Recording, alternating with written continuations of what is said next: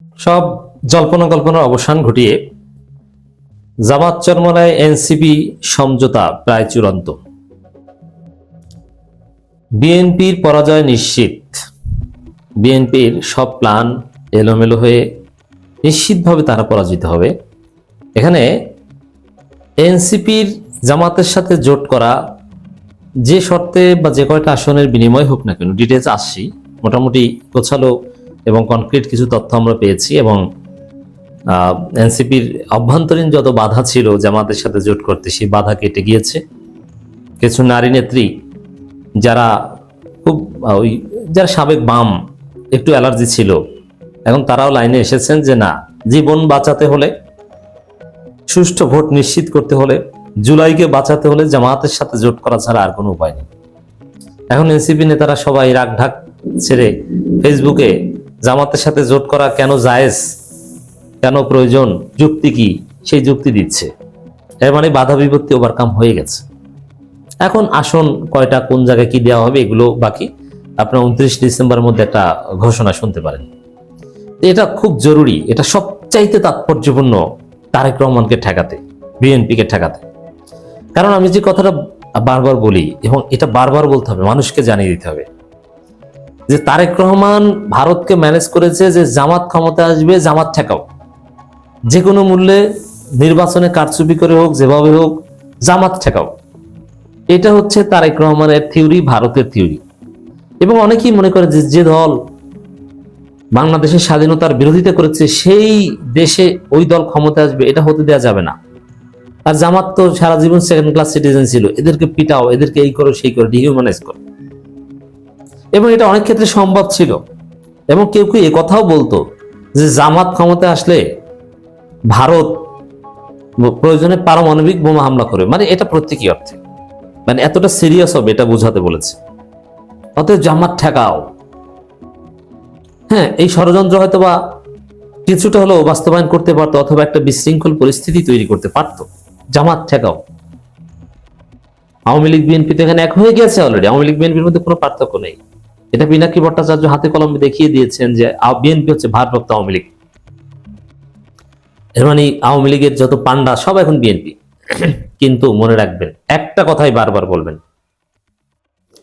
এই এনসিপির ছেলেরা, জুলাই যোদ্ধারা, জুলাই নেতৃত্ব দানকারী শক্তি যে জোটে থাকবে, তাদেরকে ভুজুং ভাজুং বুঝিয়ে, তাদেরকে পরাজিত করে, তাদের চোখের সামনে ভোট চুরি করে, তাদের এজেন্টকে বের করে দিয়ে কেউ ক্ষমতায় বসবে, এটা স্বপ্নেও কল্পনা করবেন না। এটা সম্ভব নয়। এনসিপি এবং শিবির, এনসিপি ছিল না, কিন্তু এই নাহিদ আসিফরা তো ছিল। আসিফ মাহমুদ এনসিপিতে যোগ দিচ্ছেন, জামাত জোটে আসছেন। তো এই এনসিপির ছেলেরা এবং শিবির, জামাত, আমিরে জামাত জনবল সাপ্লাই দিয়েছেন, এরাই তো হাসিনার জয় বাংলা করেছেন। হাসিনার ফাইন্ডিংস কি, আওয়ামী লীগের ফাইন্ডিংস কি? যে এনসিপির ছেলেরা এরা ছিল সামনে, আর পর্দার অন্তরালে জামাত এবং শিবির আজকে হাসিনা আওয়ামী লীগের এই অবস্থা করেছে। এটা তো হাসিনা পালানোর পরও বিভিন্ন সময় কয়েকবার বলেছে, এবং আসাদুজ্জামান খান কামালের ফাঁসির রায়ের পরও বলেছে যে এটা সাধারণ জনগণকে কাজে লাগিয়ে এটা শুধুমাত্র শিবির করেছে, জামাত করেছে। বিএনপি তো বলে দিয়েছিল যে আমরা কোটা সংস্কার আন্দোলনের সাথে জড়িত নই। বিএনপির কোনো কর্মসূচি ছিল না, সমন্বয়ক কেউ ছিল ছাত্র দল, কিন্তু শিবির ছিল।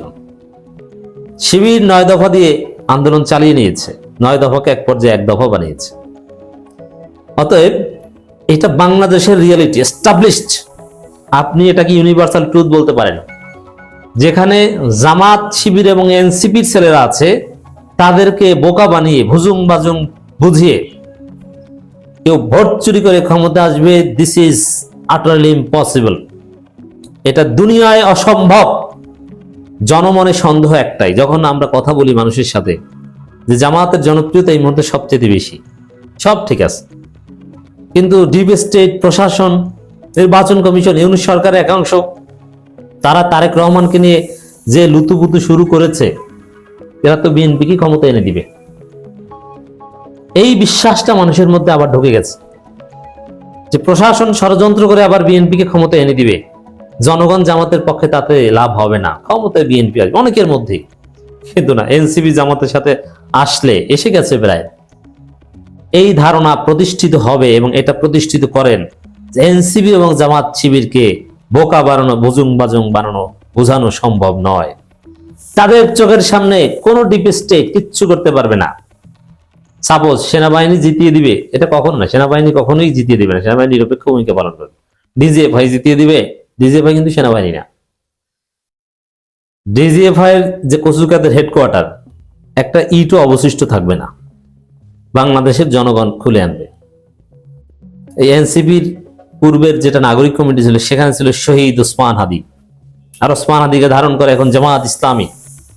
তাহলে আপনি চিন্তা করেন, এই জামাত এনসিপি শিবিরকে ভুল বুঝিয়ে ভোট চুরি করে কেউ ক্ষমতা আসবে, এটা বাংলার মাটিতে কায়েম হবে না। এখন এনসিপি জামাত জোট দেখে তারেক রহমান আবার লন্ডনে ফিরে যান কিনা এই সন্দেহ হয় আমার। তারেক রহমান তো এসেছেন ইউনূসের সাথে একটা সমঝোতা করতে, কিন্তু যদি দেখেন যে এনসিপি জামাত এক হয়ে গেছে, তখন আর কোনো সমঝোতা করে কেউ টিকতে পারবে না। পিঠের চামড়া থাকবে নাকি উল্টা পাল্টা করতে গেলে, তা ভয় তারেক রহমান লন্ডনে চলে যান কিনা। এখন পিঠের চামড়া বলতে ইউনূস সরকারের কথা বলছে, কারণ ইউনূস সরকার যদি উল্টা পাল্টা কিছু করে, তারেক রহমানের সাথে কোনো চুক্তি করে, তাকেই ক্ষমতা এনে দিবে। ইউনূস সরকারের চামড়া থাকবে না, এনসিপির ছেলেরা আর শিবির মিলে পিটাবে। বুঝতে পারছেন এই জোটের মাহাত্ম কি? জামাত এনসিপি 29 ডিসেম্বরের মধ্যে আসন সমঝোতা, 30 আসনে খসড়া তালিকায় আলোচনা যারা, এর মানে জোট ফাইনাল, জোট হবে এ বিষয়ে কোনো ইখতিলাফ এখন আর নেই।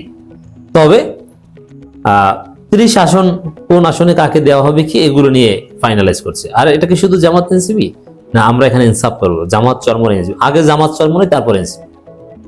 কারণ আজকে জামাতের যে এই জনপ্রিয়তা উত্থান, এই যে মহা ঐক্য, এটার মূল ভিত্তি জামাত এবং চরমনাই এবং পীর সাহেব চরমনের অসামান্য অবদান, এটাকে একটু ছোট করা যাবে না।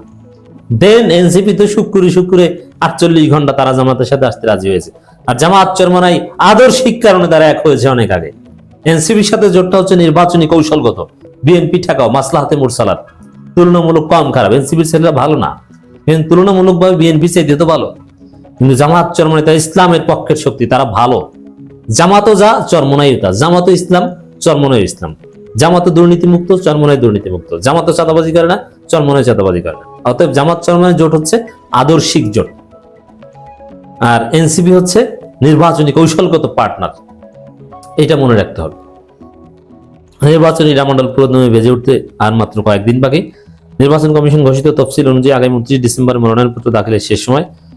এর মধ্যে রাজনৈতিক দলগুলোর নির্বাচনী জোট আসন সমঝোতা সহ প্রয়োজনীয় সব প্রস্তুতি সম্পন্ন করতে জোর তৎপরতা চালাচ্ছে। যদিও সময় আরো পরে পাওয়া যাবে, কারণ মনোনয়নপত্র প্রত্যাহারের শেষ দিন, এই সময়ের মধ্যেও আরো অনেক মেকানিজম করা যাবে। যাই হোক দর্শক, পরিস্থিতি ভালোর দিকে যাচ্ছে। তারেক রহমান লন্ডন ফিরে যায় কিনা, আমরা সেই দিকে নজর রাখবো। যেতে পারেন, সম্ভাবনা আছে।